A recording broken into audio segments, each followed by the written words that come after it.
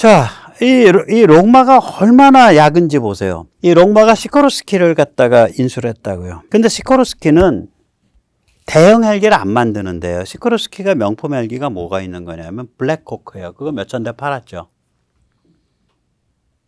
대형 헬기 안 만들어요. 시코르스키는 블랙호크도 민수로도 나가고 군용으로도 나가는 다목적이거든요. 명품이죠. 블랙호크. 그 대형 헬기는 벨이 만들죠. 벨. 그래서 저것도 아마 벨일 거예요. 저희 우리가 치누크. 저는 벨로 하는데 치누크도. 그러니까 롱마는 뭐냐면 여우입니다. 슈퍼 헤비급 초대형은 그래. 벨 네가 먹어. 우리는 미들급만 먹을게. 그래서 미 육군의 미들급 헬기 프로젝트가 있어요. 그게 미들급이 대수는 훨씬 많지. 이 미들급이 어떤 사이즈냐? 이거예요. 레이더 X. 3000마력이에요. 수리온이 4000마력, LAH가 2000마력 아니에요. 그 중간에 이게 무지하게 빠르죠? 빠르게는. 480, 490km 날아가니까 시속. 이거 괴물 대형 헬기. 저거는 V280. 저건 쌍발이고요. 저거는 무려 12300마력이에요. 제가 저거보다 마력수가 커요. 그 치누크보다. 저 V280은.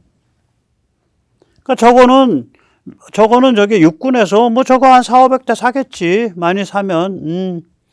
그러나 이 발빠르게 그 마당쇠로 돌아다니고 정찰도 하고 공격도 하고 다목적으로 쓰는 거, 저건 기본적으로 2,000대 파는 거야. 뭐 대당 단가는 좀 낮아도 여러 가지로 변주해 가면서 한 2,000대 납품하면 뭐 소해 헬기도 되고 뭣도 되고 얼마나 좋겠어. 이렇게 가는 거예요, 저게. 굉장히 약은 거예요. 이거 카이 잘 보고 있어야 돼요. 이 롱마의 그 굉장히 조심스러운 전략성을.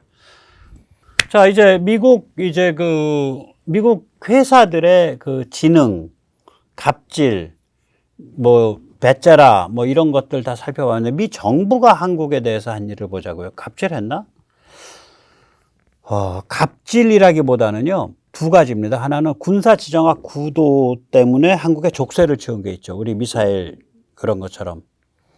이게 뭐냐면 한반도 일대는 전 세계에서 가장 위험한 지역이죠.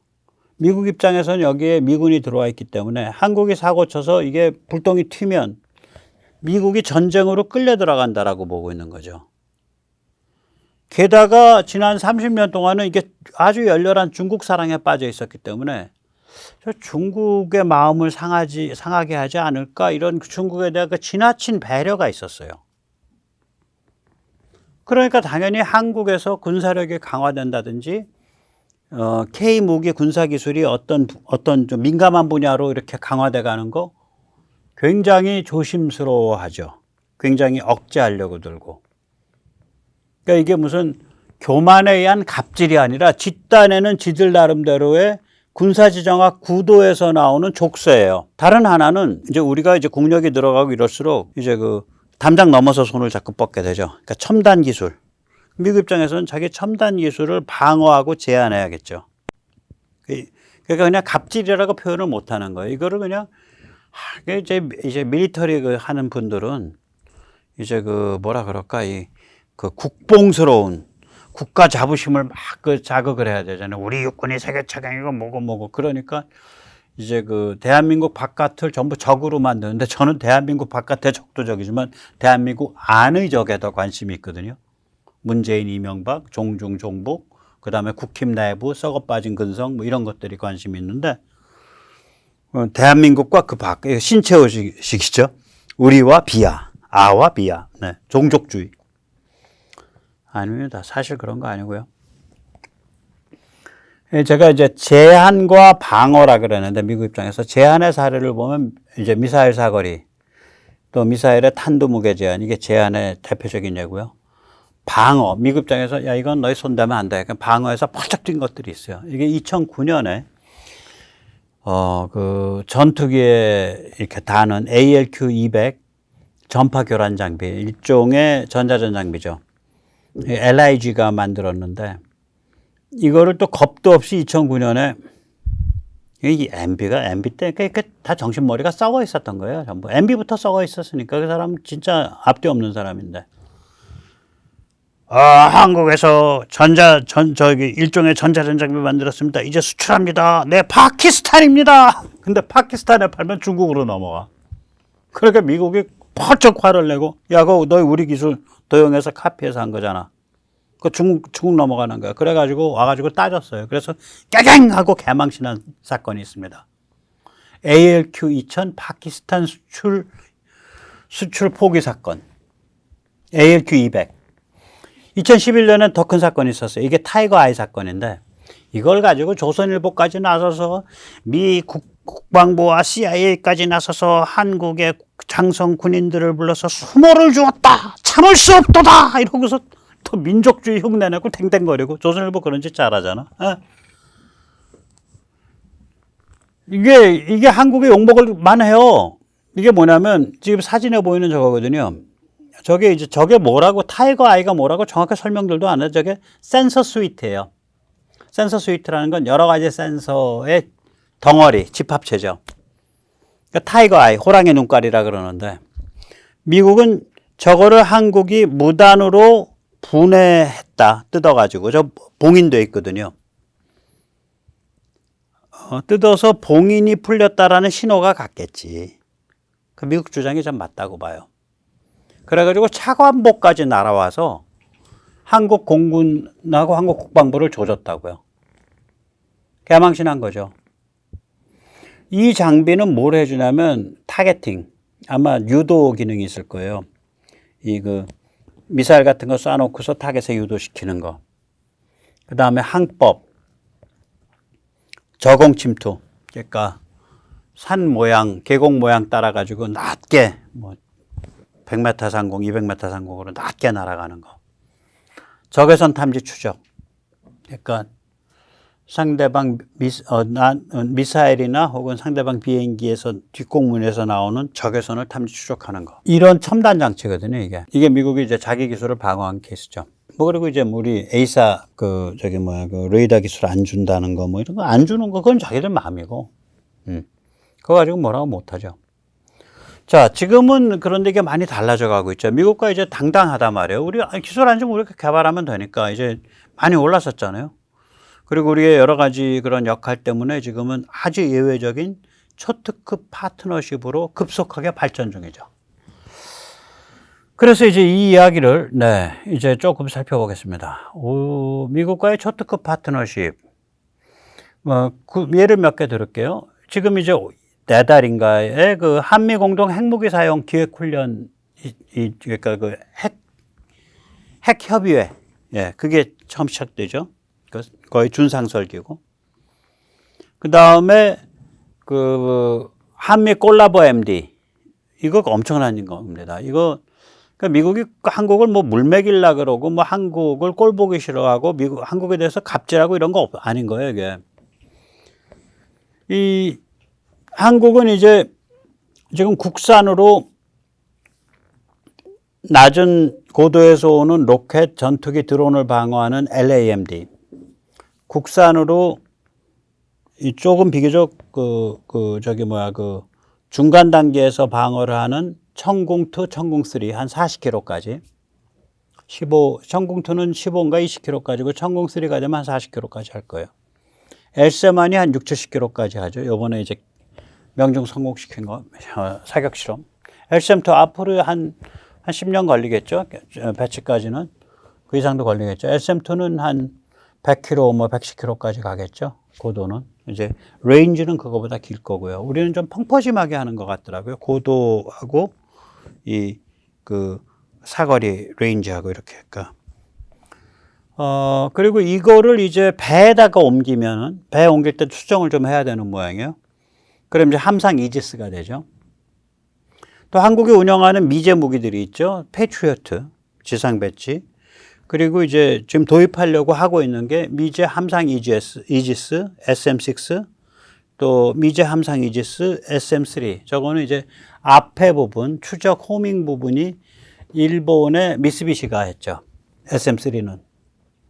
전체적으로 미국이 구성한 거고. 그다음 주한미군은 뭘 운영하고 있냐면 패트리어트하고 사드를 운영하고 있고, 그리고 감시정찰 자산을 운영하고 있죠. 그래서 한국에 우주군을 파병을 해서 미국이 감시 정찰하는 정보를 실시간으로 한국과 연동을 해주려고 하고 있죠. 이게 굉장한 호의예요. 그래서 제가 콜라보 MD라 그러는 거예요.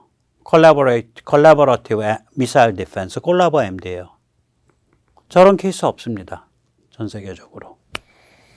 그 다음에 또 미국이 나서서 강력한 의지와 이니셔티브를 가지고 한미일 간의 공동 감시정찰 정보 실시간 연동 체제를 만들었잖아요.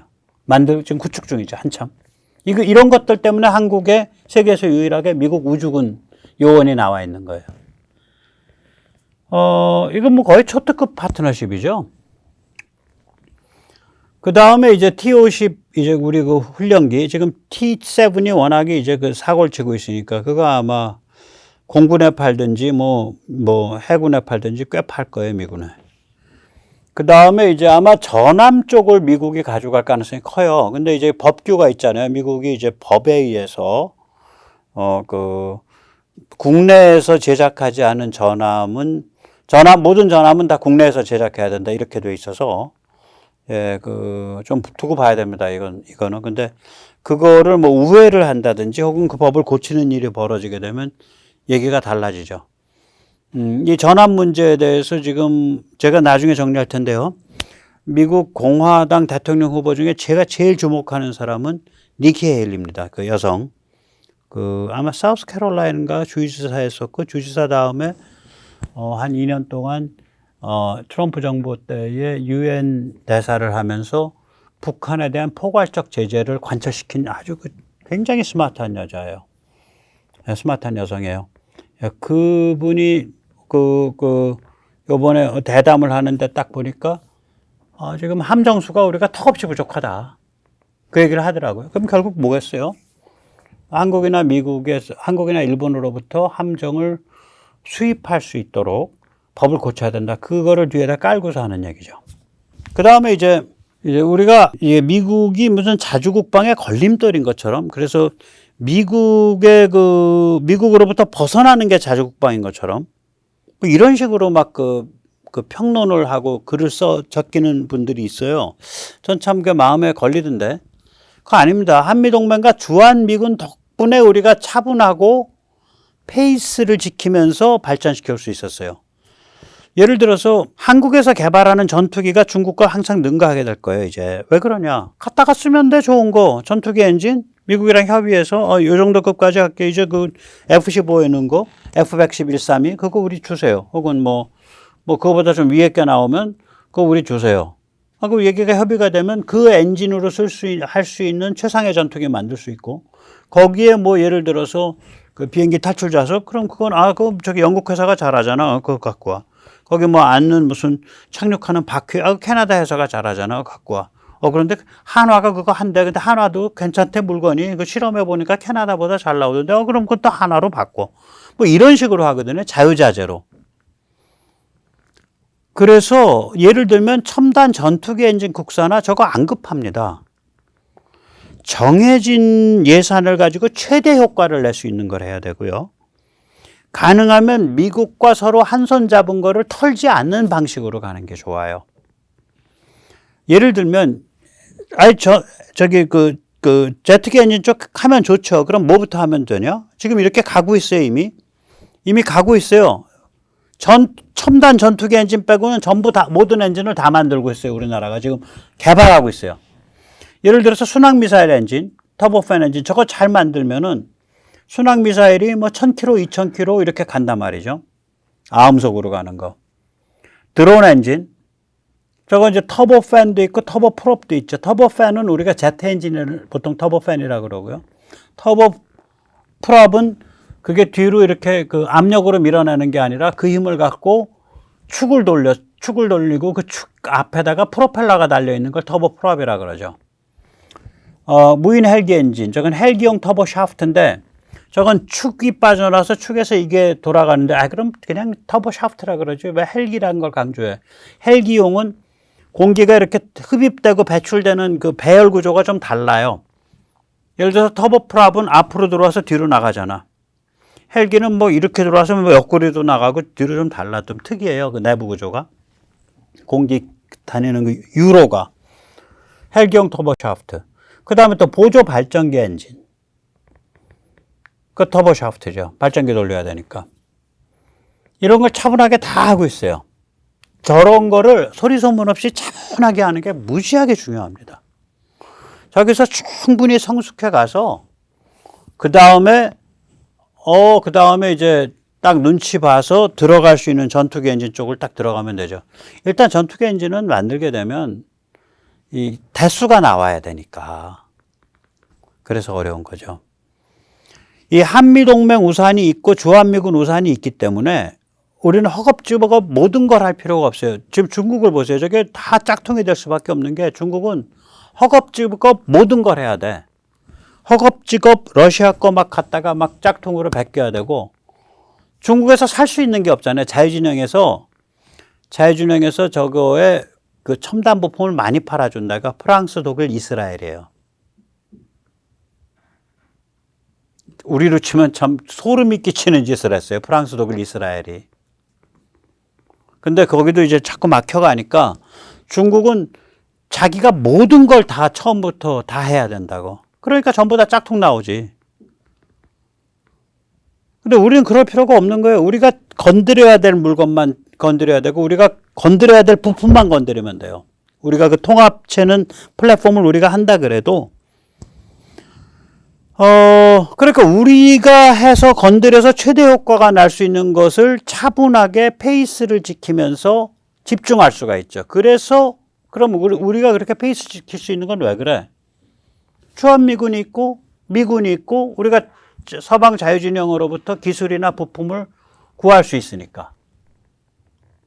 그러니까 페이스를 지킬 수 있는 거예요. 차분해지는 거죠.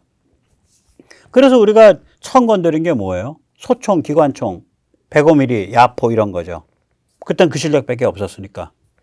그러니까 비핵 총력전 무기부터 건드리죠. 우리가 지금 기갑. 그래서 지금 전 세계에서 기갑을 제일 잘 만들죠. 뭐 K9이든 무슨 K2 전차든 다연장. 전 세계에서 거의 제일 잘 만들잖아요.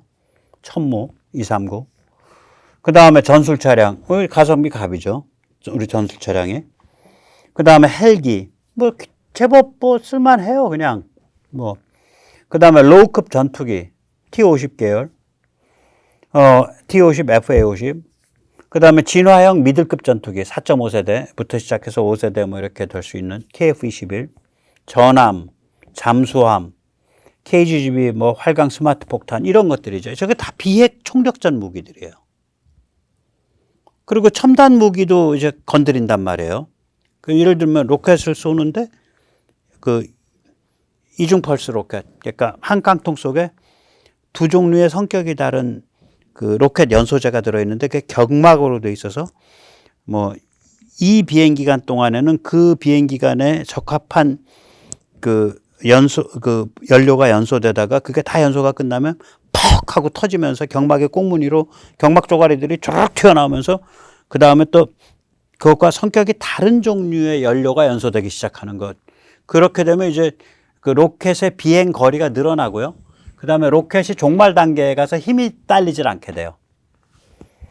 그러니까 레이더, 위성, 이제 고급 드론, 그러니까 공중, 지상, 수상, 해저, 심지어는 지중, 동굴까지. 지중 들어가게 되면 관성에 의한 위치 계산이 무지하게 정교해져야 돼요. 여러분, 지중해는 GPS 코드가 안다니까.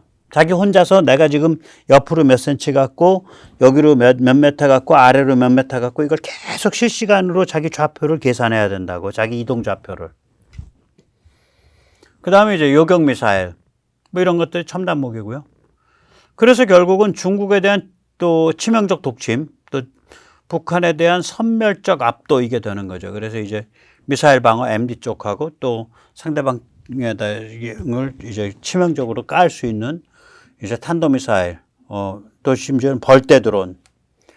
지금 이거 별로 그렇게 주목하는 사람이 없는데, 우리가 이번에 이제 러시아가 그 샤헤드 드론 썼잖아요. 러시아 샤헤드 드론은 따따따따따따따 하고 돌아가는 중국제 피스톤 엔진을 써요. 그래서 소리가 따따따따따 공중에서 나는데, 지금 이 국방부에서 일체형 소형 비행체라는 거 만들거든요. 왜 일체형이라 그랬냐? 제가 전시회 가서 보니까 아래 위로 그냥 틀을 찍어서 그냥 위에 딱 끼우면 딱딱하고 맞는 거야. 동체랑 날개까지. 그래서 일체형인데 뭐 한 2m 한 50에 뭐 한 2m 50 정도, 2m 50이면 그거밖에 안 돼요. 작아. 근데 그 형태를 이렇게 보면 엔진 들어갈 자리가 안 보여. 제 눈에는 아무래도. 그 다음에 엔진에서 공기 빠는 자리가 안 보여서 제가 뭘로 나를까? 저런 거 만들 때는 기본적으로 1000km는 가는 건데. 그러다 제가 최근에 의심하는 건 저거 수소 연료전지로 갈 것 같다. 아무튼 배터리 종류로 한 1000km 갈 수 있을 것 같다. 그래서 지금 두산 모빌리티에서 2시간을 날아다닐 수 있는 수소 연료전지를, 왜냐면 저게 시간이 길어지면요. 그 리튬이온 배터리만 갖고는 그 무게 때문에 못 갑니다. 배터리로는. 그러니까 그래서 시간이 길어지면, 그래서 이게 시간이 길어지면은 저건 이제 일종의 다른 걸 써야 되거든요. 수소 연료전지 같은 걸 쓸 것 같다. 그런 생각이 들어요. 제 생각에는. 그러면 만약에 수소 연료전지 쓴다. 그러면 이게 프로펠러 돌아가는 소리, 슉 소리 외에는 소리도 안 나. 요만하면은 레이더에도 안 잡혀. 공중에서 한 1000m 위에 떠서 오면. 1000m, 1500m 떠서 오면 잘 안 잡혀요, 그 레이더. 그런 거를 예를 들어서 뭐 하나 찍는 데에 뭐 3천만 원 들어. 앞에 전부 해서 4천만 원 들었다고 쳐봐, 하나에. 오케이, 만대? 뭐 껌값이네, 4천억. 한 대당 4천만 원이야? 만 대면 4천억이지. 맞죠? 제 계산이 맞죠? 만과 억은 만 배니까. 그 만 대면은 1000km 날아간다, 1500km 날아간다 이러면 중국은 꼼짝도 못 하는 거예요. 그러니까 중국도 만들겠지, 물론. 근데 우리도 갖고 있으니까, 그래, 만 대 한번 벌 때 맞아봐, 임마. 저런 걸 할 수 있는 나라라니까, 우리가 지금. 그 다음에 이제 아미타이어라고 막 이렇게 그 거의 뭐 SF 영화에 나오는 그런 특수부대, 군대 같은 그런 거 우리 운영하고 있잖아요. 드론도 쓰고 뭐 야간 투시경도 쓰고 별거 다, 센서도 쓰고. 그 아미타이거 부대를 해보고 나니까 우리가 시범 운영하고 있는데 거기서 많은 걸 얻어서 그런 종류의 훈련들을 지금 사단급으로 확산하고 있다고요. 그 체제를. 그러니까 사단 안에 그런 종류의 요원으로 구성된 부대를 뭐 수색 대대 이런 식으로 만들듯이 아미타이거 대대 이렇게 만들어지지 않겠냐. 그 다음에 이제 더 가면은 그걸 또 연대로 하면은 아미타이거 중대, 연대가 또 따로 운영하는. 그 더 가면은 이제 소대로 가게 되면 대대로 가면 아미타이거 중대. 그 다음에 이제 중대로 가면 아미타이거 소대. 소대로 가면 아미타이거 분대. 뭐 그렇게 되는 거죠. 예. 그래서 우리가 이렇게 차분하게 갈 수 있는 거예요. 이게 왜 그러냐면 한미동맹과 주한미군 덕분에 그래요. 그 다음에 또 서방 자유진영으로부터 소싱을 자유롭게 뭐 얼마든지 할 수 있다는 그것 때문에 이렇게 돼 있는 거예요. 그러니 무슨 자주국방 얘기하면서 그냥 입만 뻥끗하면 뭐 미국의 갑질에 서러움을 겪다가 이게 무슨 심파. 그러지 않았으면 제가 좀 더 재밌게 봤을 그런 그 밀리터리 유튜버들이 너무 그러니까 요새는 안 보고 싶어요. 자, 다음번 거요. 저는 여기서 이제 한국 무기가 세계 2위가 될 수밖에 없는 이유를 좀 생각을 해보면요. 예. 저거 세계 2위 갑니다. 2위 갑니다. 지금 정부에서는 4위라 그러지. 2위 가요, 저거. 왜냐면 중국은 파는데 제한돼 있어. 저 아무리 팔아봐야 뭐 파키스탄하고 무슨 뭐 미얀마 이런 데만 파니까. 러시아는 요번엔 날개 꺾인 거고요. 그러면 이제 지금 세계 2위는 프랑스거든. 우리 프랑스보다 많이 팔 것 같다. 왜 그러냐. 일단 무슨 일을 하더라도 마음이 절실해야 돼. 마음에 진정성이 있어야 돼. 프랑스는 내가 왜 이런 첨단 무기 만들지? 미국에 꿀릴 수 없잖아. 이런 그런 종류의 일종의 컴플렉스예요. 제가 보면 드골 근성이 잘못 이렇게 번진 거. 한국은 살려고 하잖아. 그리고 북한 자유화 찬스 오면 안 놓치려고. 여긴 절실하죠. 한국을 100으로 놓으면 그 에너지 준위가 뭐 제가 많이 빠져서 50이지 10도 안 돼, 제가 보기엔. 일단 거기서 팍 결정나요. 그 다음에 예를 들어서 그거죠. 방산을 해가지고 무슨 뭐 경제 뭐 큰 게, 아예 방산 규모 굉장히 작아요. 록히드 마틴이 우리 돈으로 해서 1년 매출이 한 100조 정도일 거예요. 다른 데는 레이시온이나 노스럽 그루만은 그거보다 좀 더 작고.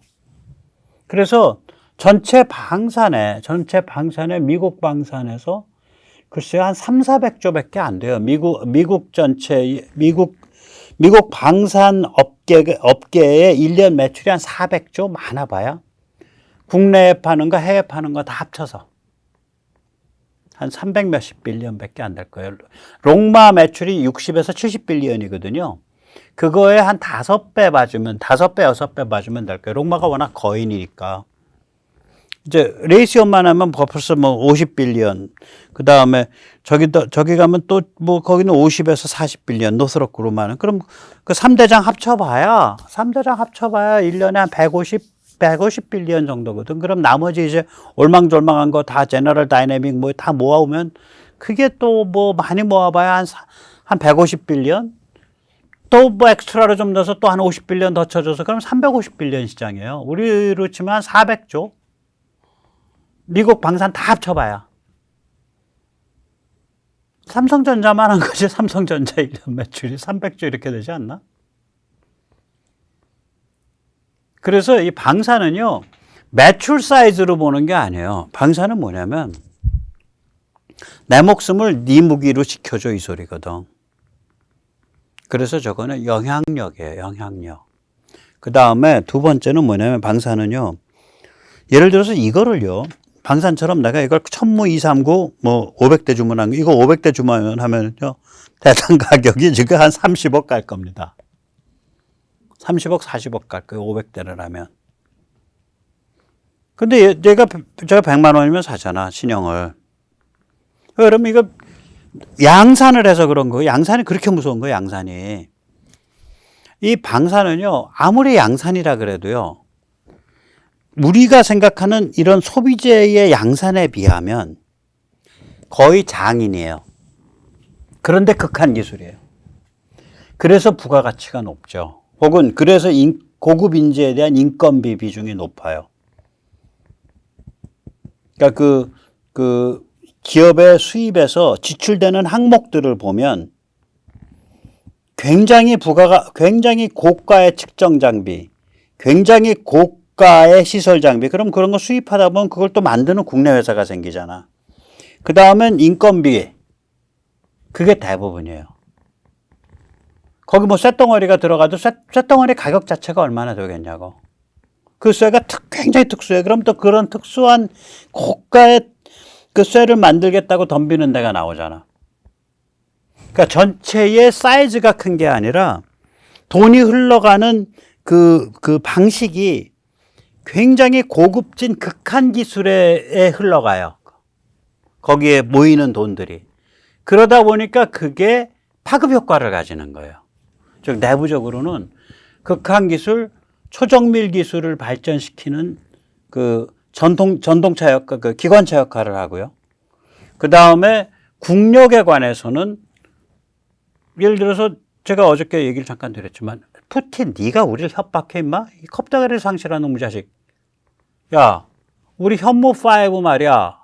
탄도미사일 수출할 땐 300km로 묶어서 수출하지, 않으면 옆구리에 그거 풀 수 있는 기술 퍽 줘버리면 너 폴란드가 열받아 있는데 현무5 탄도미사일, 괴물 탄도미사일 1000대 만들어가지고 너 폴란드가 딱 너 겨냥하고 있으면 너 편하게 자겠냐? 너 머리 그거밖에 안 돌아? 야 푸시. 이렇게 얘기를 할 수 있는 거지. 우리 열받게 하면 우리가 베트남에다가 확 무기 깔아버리고 뭐 그냥 차관 막 줘가지고 무기 깔고 필리핀에 무기 확 깔아버리면 남중국해에서 중국은 손발에 꽁꽁 묶이잖아. 우리가 필리핀에 예를 들면 10조 원어치 잠수함을 밀어줘 버려. 손발 묶이는 거예요. 그냥 묶이는 거야. 이런 게임이거든, 이게. 그래서 함부로 서로 못하는 거예요. 그 영향력, 그 당당함. 이 게임이거든. 바로 그것 때문에 그 글로벌 차원의 군사지정학 구도랑 굉장히 밀접해요, 이게. 그래서 미국과의 관계를 우리가 중시를 해야 돼, 이 게임은. 그래서 아까도 말했지만 한국은 미국과 굉장히 보완적으로 가면서 차분한 페이스로 가는데, 프랑스는 미국에 대해서 옆구리에서 이렇게 어깃장 놓을 수 있는 거를 한다고. 그래서 저기서 일단 게임이 안 돼, 두 개에서. 가장 중요한 게. 그 다음에 제어 소프트웨어는 현재로 보면 프랑스가 우리보다 좀 윌 거예요. 경험이 많으니까. 그 다음에 하드웨어 칩. 그건 우리가 좀 프랑스보다 윌 거고. 무슨 칩이든지, 무슨 시스템 책이든지 발상해내고, 야, 전화해보고, 야, 그렇게 해서 그 SoC, 시스템 온 칩 만들 수 있을 것 같아? 아, 그 일도 아닌데, 형, 잠깐 기다려봐. 내가 그 센서, 어느 쪽에 그 센서 어떻게 받아들일 수 있는지 좀 생각 좀 해보고 전화할게. 1시간 있다 전화 와요. 그 센서 연결될 것 같은데? 아, 거기 적외선 센서 이렇게 연결하고 하면 될 것 같은데, 그럼 자료 좀 뒤져보니까. 야, 그럼 내가 위에 말해가지고, 너희 쪽에 설계 맡길게. 뭐 이렇게 하면서 넘어가는 거거든. 이게 말하자면. 못 따라오죠.